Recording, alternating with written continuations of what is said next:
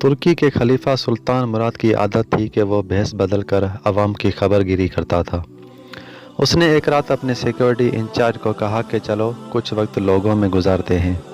शहर के एक किनारे पर पहुंचे तो देखा एक आदमी गिरा पड़ा है। बादशाह ने उसे हिलाकर देखा तो मुर्दा इंसान था। लोग उसके पास से गुजरते जा रहे थे। बादशाह ने लोगों को आवाज़ दी, इधर आओ भाई।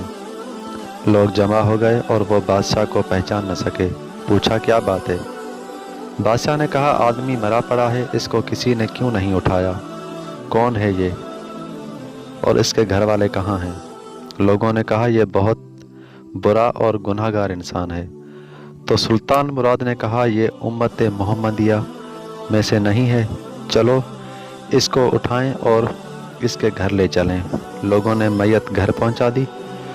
उसकी बीवी ने खावंद की लाश देखी तो रोने लगी। लोग चले गए। बादशाह और उसका सिक्योरिटी इंचार्ज वहीं औरत का रोना सुन रहे थे। वो कह रही थी, मैं गवाही देती हूँ बेशक तू अल्लाह का वली है और नेक लोगों में से है।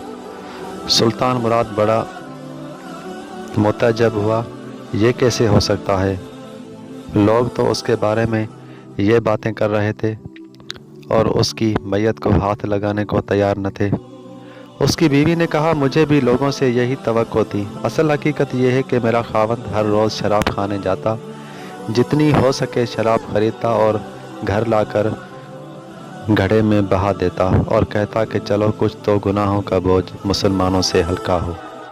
इसी तरह रात को एक बुरी औरत के पास जाता और उसको एक रात की उजरत दे देता और उसको कहता कि अपना दरवाज़ा बंद कर ले, कोई तेरे पास ना आए।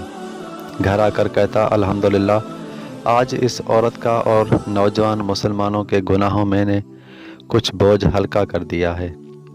लोग उसको उन जगहों पर आता जाता देखते थे। मैं उसे कहती थी कि याद रख जिस दिन तू मर गया लोगों ने तुझे गुस्ल देना है, न तेरी नमाज पढ़नी है और न ही तुझे दफनाना है। वो मुस्कुरा देता और मुझसे कहता कि घबराओ मत, तू देखेगी कि मेरा जनाजा वक्त का बादशाह, उलमाए और औलिया पढ़ेंगे। यह सुनकर बादशाह रो पड़ा और कहने लगा मैं सुल्तान मुराद हूँ, कल हम इसको गुस्ल देंगे, हम इसकी नमाज जनाजा भी पढ़ाएंगे और इसकी तदफीन भी हम करवाएंगे। चुनांचे उसका जनाजा बादशाह, उलमा, औलिया और कसीर अवाम ने पढ़ा। आज हम बज़ाहिर कुछ देखकर या महज दूसरों से सुनकर अहम फैसले कर बैठते हैं। अगर हम दूसरों के दिलों की भीत जान जाएं तो हमारी ज़बानें गूंगी हो जाएंगी।